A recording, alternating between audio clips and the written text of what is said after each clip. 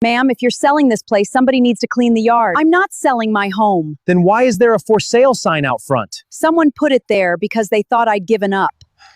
Ma'am, let me clean this yard for you. I can't pay you. You don't have to. Where should I start? The backyard patio. My daughter comes tomorrow, 1 year sober. This happened in Savannah, Georgia, where I met a 79-year-old woman named Jean standing in a yard so overgrown that someone had stuck a red for sale sign near the sidewalk. Jean pulled it out herself and said, "This house isn't for sale. I'm still here."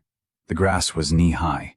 Weeds covered the walkway, and vines had nearly sealed the gate to the backyard. When I offered to clean everything for free, Jean didn't point to the front lawn. She said, "Please start with the patio out back. My daughter comes tomorrow."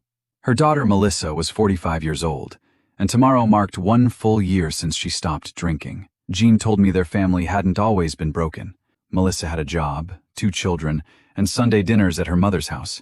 Then, after a difficult divorce, drinking slowly became the thing around which everything else had to move. At first, she was late. Then she stopped showing up. She lost one job, then another.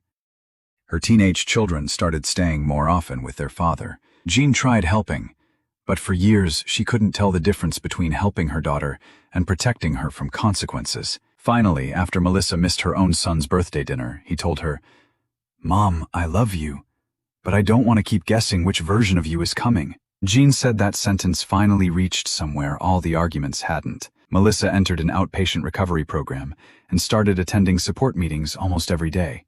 Jean couldn't fix that part for her, but she could make it easier to keep showing up. She paid for bus passes when Melissa didn't have transportation. She bought groceries during the first months when work was inconsistent. She answered the phone at 2 in the morning when Melissa needed somebody to talk to instead of drink. To afford those little things, Jean canceled her lawn service. "I figured weeds were cheaper than losing my daughter," she said. Months passed. Melissa found steady work again. She started rebuilding her relationship with her children, slowly, without demanding forgiveness on her schedule. She never asked them to pretend nothing happened. She just kept showing up sober. At 6 months, Jean asked if she wanted a party. Melissa said no.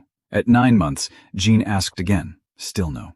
Then a week before the 1-year mark, Melissa called and asked something simple. "Mom, do you think the old patio table is still out back?" For years, that table had been where their family ate Sunday dinner. Fried chicken, potato salad, too much sweet tea, grandchildren running through the yard.